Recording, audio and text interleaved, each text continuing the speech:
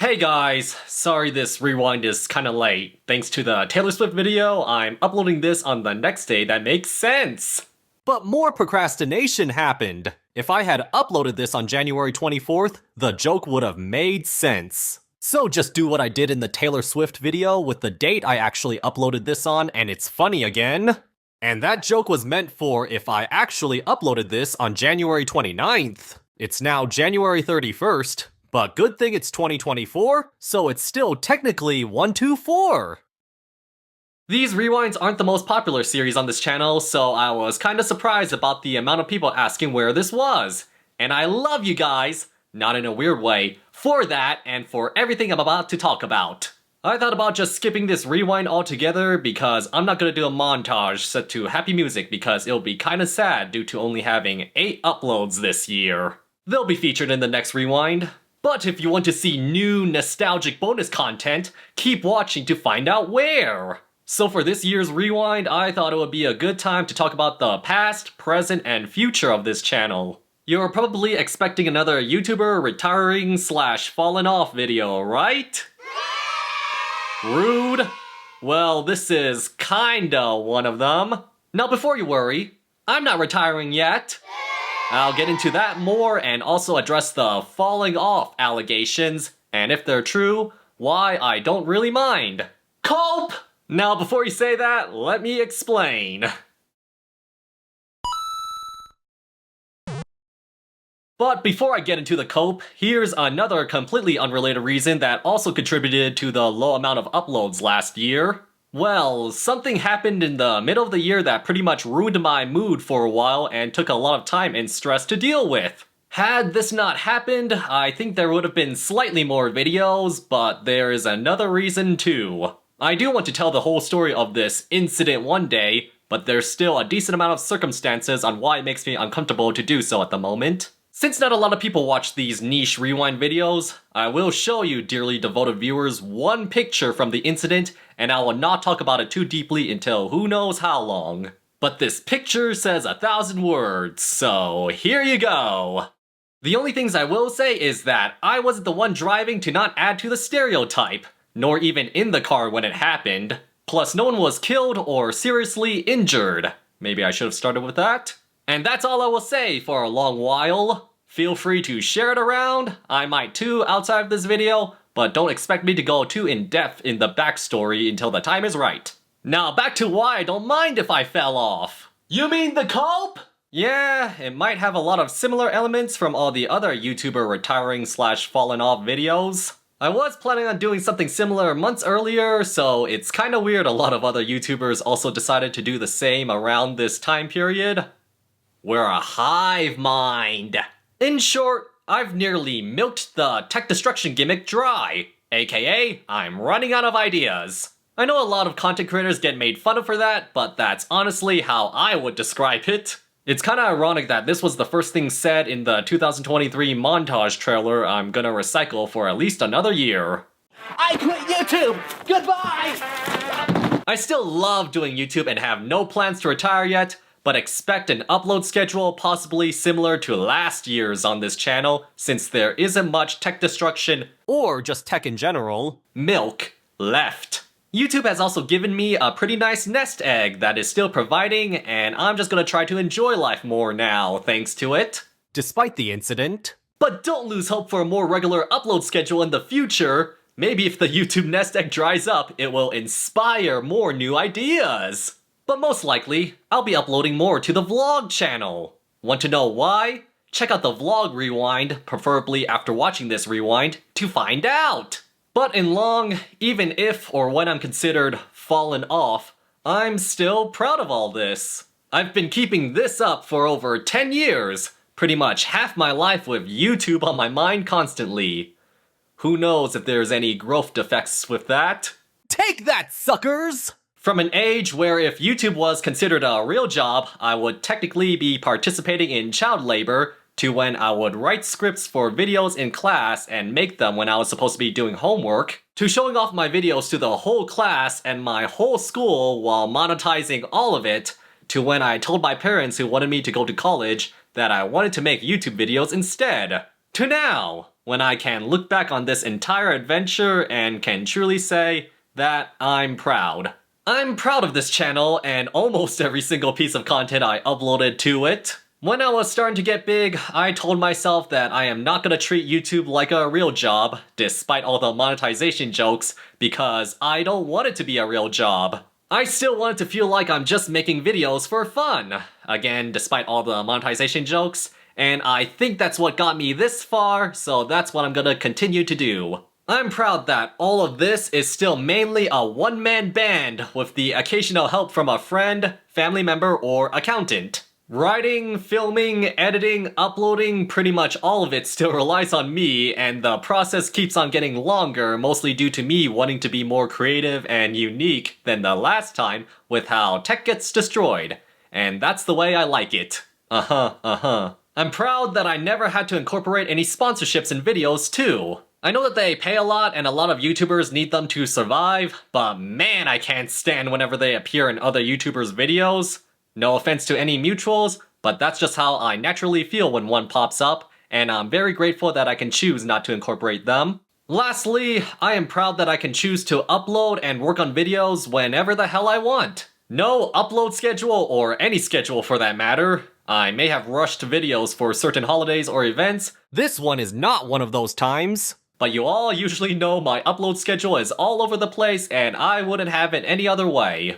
Obviously. So yeah, that's my philosophy of making YouTube videos. I'm aware that if I do a 180 on any of the things I'm proud of, my video output or revenue could drastically increase, but then I feel like I would lose the making videos for fun vibe for both me and the viewer. Since it would start to feel like a real job or corporate while introducing a lot of extra steps and factors that can cause more headaches, and it just wouldn't be a dream job to me anymore. I know this because last year I had 2 massive failures that was the result of me trying to corporatize this channel. The first mistake was using a copyright claiming tool. I don't feel bad for the re-uploads of my content that weren't transformative in any way. But I pulled the plug on it when it started claiming fair use content when my then at the time management assured me that it wouldn't. I'll still be on the lookout though. And I'm glad I pulled that plug because I don't want to be like a music corporation, even if some of the re-uploads did deserve it. So I hope you guys don't mind if I participate in it too. The first piece of nostalgic bonus content is a compilation of all my old vines on my vlog channel. Link in description. I recently became nostalgic about my old Vine account. I never archived it, so I thought all of my Vines were gone forever. But then I found that someone had archived all of them, so I'm gonna steal them for my own! Is it technically stealing if the content is mine to begin with? Ah, Vine. The good old days of short-form content. Speaking of that, the second corporate mistake was letting a third-party company re-edit my new and old videos into short-form content for Snapchat and Facebook, but not TikTok for some reason. Even though I hate that app with every fiber of my being, it probably would have done the best there. But the company gave up on me because basically I didn't pull enough on either site. Would my feelings towards that service be different had it succeeded? Maybe, yeah. But it failing might have been a good thing because it reminded me of why I prefer to do the majority of everything on my own. From them putting cringy captions, titles, or descriptions on the re-edits and me just trusting them since they've worked for and been successful with larger creators, to when I would ask them to make changes over Discord, I kept on thinking I might as well just edit it myself if I wanted to turn out the way I want and avoid the back and forth. But then I realized I didn't want to do any of that. Not only because I hate looking back at old content that's sometimes cringy to me now, but because I don't want to reduce long-form content into short-form. It just doesn't feel natural to me. Hey guys, welcome back to Board Smashing. Today, we're gonna be smashing brothers. These two don't know it yet, but they're gonna go against each other, fighting to see who will survive. A lot of those YouTuber fall-off videos complain about shorts taking over. I can't confirm that for myself, but I do believe that shorts have their place, and I'm definitely not opposed to making more of them if I have a unique idea that doesn't need to be longer than a minute. But it turns out I've actually made a ton of shorts that all got deleted. Yeah, remember YouTube Stories? Back before Google killed it off, like they do with a lot of things. Almost every time I uploaded, I would film a unique story promoting the video, and I still have a lot of them saved on my phone. And YouTube Shorts recently added a feature similar to why I made those stories, to promote my long-form content. So if it's true YouTube is moving towards short-form content, I re-uploaded all the stories I made to promote those videos as shorts while linking to the video it was made to promote. Some have more effort than others, but media preservationists should be celebrating right now! Will it save the channel? Who knows? Probably not, but from now on, I'm gonna continue making them every time I upload a new video, because it's its own separate thing, free, sort of original content, I didn't have to hire a company to make them, and it promotes long form.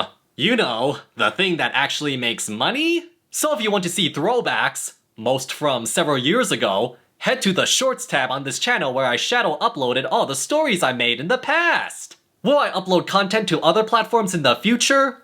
Probably not, because YouTube feels like home. Follow me on X! Not for the faint of heart. With all that being said, man, it's getting hard to keep up the unique tech destruction gimmick on this channel. Or again, just tech in general. Including having to come up with 15, 25, or 50 ideas for one video. 531 total ways to break something. It's also hard to warrant new skits about upgrading tech while giving a new creative spin on it each time. And I'm surprised board-smashing grocery store phones beats it by one video, since its formula is even more cookie-cutter and restrictive. What I'm trying to say is, despite all these video series being the channel's bread and butter, getting a lot of views when uploaded, to sometimes making up the majority of the current views I get today, I'm proud of that. But I only want to put out a new episode in each of those series if a revolutionary, to me, idea or ideas pop into my head, since I hold those series in such high regard. And that goes the same for all future videos on this channel. I don't just want to lazily rehash content even if that's what it seems like I'm doing, and you can choose to believe me or not, but I actually do want to try my best creatively. Otherwise it will stop being fun for me. Despite a lot of ideas having already been milked dry. And honestly, that milk is mixed in with a decent amount of procrastination.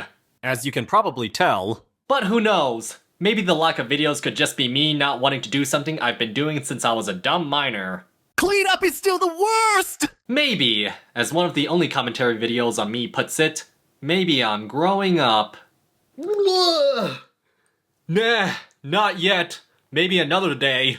By the way, I'm so glad I started doing this in my videos because it's hilarious watching this one reactor react in shock and disgust when I do it, and it's hilarious knowing a lot of other people will probably have the same reaction. I can't stop milking that.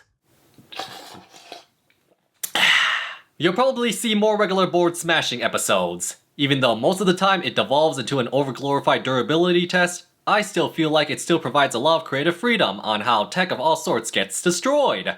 I'm proud that it went from smashing already broken tech around the house, to me going to thrift stores, then eBay to find old tech to destroy, to now where I get to smash the newest and latest tech for views. From calculators to a house, I'm proud of the variety of the tech I destroyed in unique ways, and I can't wait to see what the future brings. Just give me a bit more time to cook. Finally, I want to end it off by thanking YouTube. When I was in middle school, I thought working at Nintendo would be a dream job, but after doing this job, I'm proud of the fact a lot of people don't consider it a real job. Because working at Nintendo would probably be considered a real job, and now I think it would suck ass compared to being a YouTuber, because from my experience, being a YouTuber is not a dream job. It's a dream come true! I have actually never had a real job before YouTube. I will continue to suck you, YouTube, off! Thank you for everything. I might be in the streets without you, YouTube. It's still possible, cause again I didn't have any work experience before you, YouTube. I also want to thank several YouTubers who inspired me and the channel. First up is the Smash Doctor. His tech destruction videos inspired me to put more creativity and skits into mine. He seems to have left the internet a while ago, but I would love to meet up with him one day if possible. Secondly is Garrett Claridge. One of the very first tech destruction channels I started watching religiously, and he may have influenced me in more ways than one. He's still making YouTube videos, which warms my heart, so go check him out. I would also like to meet up with him one day, maybe at a certain convention. And finally, I'm proud to say that I actually met up with the person who first got me interested in tech destruction and possibly even started it. His name is Jordan Keeling, and you may not recognize him, but he is the founder of SmashSomeStuff.com. Also on YouTube. The first place on the internet that produced dedicated tech destruction videos and what got me interested in it in the first place. He's since moved on to doing bigger and better things a long time ago, but I'm glad I got to say thank you to him in person for everything. One final thanks to all my friends, family, and everyone who supported me and my dumb videos throughout high school. Thank you guys for believing in me since the beginning. The 2.6 GPA was worth it! And so with that, thank you guys also for everything. Plus for watching. Comment, like, and subscribe, and I'll see you guys later. Bye! Once again, to be continued in the vlog rewind. Go check it out.